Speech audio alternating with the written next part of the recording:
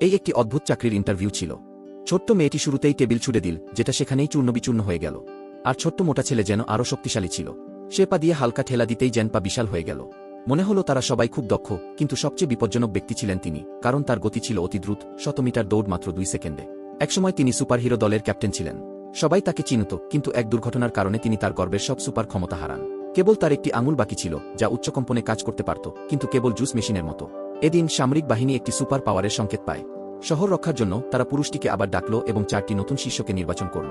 একজন লম্বা পালোয়ান রাজকন্যা, যে দেহ অদৃশ্য করতে পারে; ছোট মেয়েটি, যা মনোশক্তি দিয়ে জিনিস নাড়াতে পারে; আর যে ছেলে নিজেকে বট করতে পারে, মোটা ছেলে। কিন্তু তারা প্রত্যেকেই অসামান্য। কথা না শুনেই পুরুষটিকে কাচের মধ্যে পেট দিয়ে চেপে ধরত এবং প্রশিক্ষণের সময় অদৃশ্য হয়ে পালিয়ে যেত। তাদের সঙ্গে মিলেমিশে যেতে পুরুষটি তাদের এক গোপন ঘাঁটিতেও নিয়ে গেলেন। নিজের ইউএফওতে উঠিয়ে তাদের আকাশে নিয়ে গেলেন। আর মজার বিষয় হল, ড্রাইভিংয়ের দায়িত্ব ছোট মোটা ছেলেকে দিলেন, যার মাথায় শুধু খাওয়া খাওয়া খাওয়া কি তারা স্পেসশিপে উঠে একটি বার্গার দোকানেও গেল, তারপর শান্তিপূর্ণভাবে ফিরে এল। খাবার অর্ডার দিল এবং একটি মেকানিক্যাল হাত দিয়ে তুলে নিল। দোকানের কর্মচারী বিস্ময়ে চিৎকার করল। এই ঘটনাটি দ্রুত ভাইরাল হল।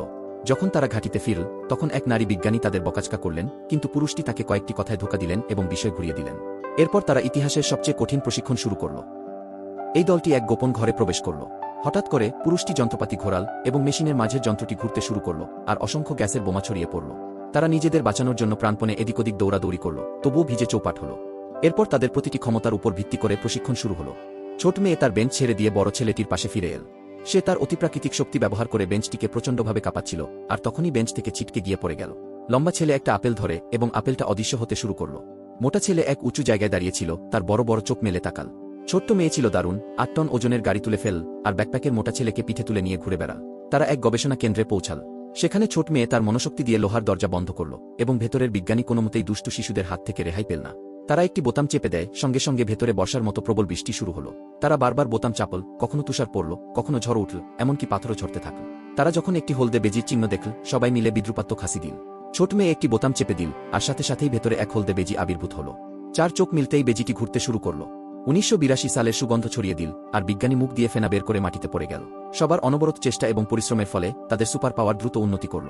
অন্যরা কাঠের বাটাম ভাঙতে পারল না। ছোট মেয়ে এখন স্টিলের পাত ভেঙে ফেলছে এবং প্রশিক্ষণ কক্ষ থেকে বেরিয়ে আসছে। বড় ছেলেটি একটি নতুন ক্ষমতা আবিষ্কার করল। সে এখন নিজের ইচ্ছাশক্তি দিয়ে যে কোনো জায়গা দেখতে পারত, আর সেখানেই এক চমকপ্রদ গোপন বিষয় আবিষ্কার করল। তারা সঙ্গে সঙ্গেই গন্তব্যের দিকে রওনা হল। এটি ছিল এক মাত্রাব্বার ফাটল। সামরিক বাহিনী প্রস্তুত ছিল, একটি ফাঁদ তৈরি করে রেখেছিল যাতে অসংলগ্ন সুপার পাওয়ারধারীদের ধরে ফেলা যায়। একটি ইউএফও হঠাৎ আকাশ থেকে অবতরণ করল। বড় ছেলেটি চায়নি ওদের কোনো ক্ষতি হোক, তাই একা একাই নিচে নেমে গেল। তখন তার সুপার পাওয়ার কাজ করছিল না, আর সে ভিতরের ভেতর বেশ ঘাবড়েছিল। ফাটলের পাশে গিয়ে দাঁড়াবার পরেই বিতর্কিত সুপার পাওয়ারধারী উপস্থিত হল। তার রক্তলাল চোখ দেখে বোঝাই যাচ্ছিল যে সে সহজে পিছু হটবে না। বড় ছেলেটি হাসি মুখে তাকে অভিবাদন জানাল, কিন্তু লোকটি এক ঘুষিতে তাকে দূর ছুঁড়ে ফেল। বড় ছেলেটি নিজের সীমিত শক্তি নিয়ে উঠে দাঁড়াল, কিন্তু বারবার মার খেতে শুরু করল। এই দৃশ্য শিশুরা সহ্য করতে না পেরে বাইরে চলে এল। সামরিক বাহিনী এই সুযোগে তাদের গোপন অস্ত্র ছুড়ল, কিন্তু তাতে কোনো কাজ হল না। বরং অস্ত্রটি ছোট মেয়ের দিকে ঘুরে গেল। আবেগাপ্লুত হয়ে বড় ছেলেটি তার সুপার পাওয়ার ফিরে পেল এবং সফলভাবে ছোট মেয়েটিকে বাঁচিয়ে নিল। পরে যুদ্ধের পোশাক পরে উজ্জ্বল মেজাজে ফিরে এল। তারা দল বেঁধে একসঙ্গে কাজ শুরু করল। লম্বা ছেলে এক ঘুষিতে অদৃশ্য হয়ে যাচ্ছিল, আর ছোট মেয়ে মনোশক্তি ব্যবহার করে পাথর নিক্ষেপ করছিল। বড় ছেলেটি আলোর গতিতে দৌড়ে এক ঝড়ের বলয় তৈরি করল। মোটা ছেলে সেটা সামলে নিল, আর ছোট মেয়েটি এক আঘাতে তাকে আকাশে উড়িয়ে দিল, যদিও আঘাতটি লক্ষ্যবিচ্যুত হল। সৌভাগ্যক্রমে নারী বিজ্ঞানী এসে পৌঁছালেন। হালকা ফু দিতেই ওই সুপার পাওয়ার বিহ্বল মানসিক অবস্থাটি একটি ঘূর্ণিগর্তে পড়ে গেল। লোকটি তার মধ্যে ঠিক কেন্দ্রে পড়ল, আর বড় ছেলেটির দৌড়ানোর গতির সাথে সাথে ঘূর্ণির তীব্রতা বাড়তে থাকল। অবশেষে লোকটি অসহায়ভাবে চারপাশে আক্রমণ করল, কিন্তু কোনো লাভ হল না। কেবলমাত্র দেখা গেল ঝড়ের মুখ ছোট হচ্ছে, আর এক বিস্ফোরণের সাথে সাথে লোকটি তার বোধ ফিরে পেল এবং বড় ছেলেটির কাছে ক্ষমা চাইল। তারা আন্তরিকভাবে আলিঙ্গন করল। বড় ছেলেটি লোকটিকে তাদের দলে যোগ দেওয়ার আমন্ত্রণ জানাল। আপনাকে যদি একটি সুপার পাওয়ার বেছে নিতে বলা হয়, আপনি কোনো ক্ষমতা বেছে নেবেন?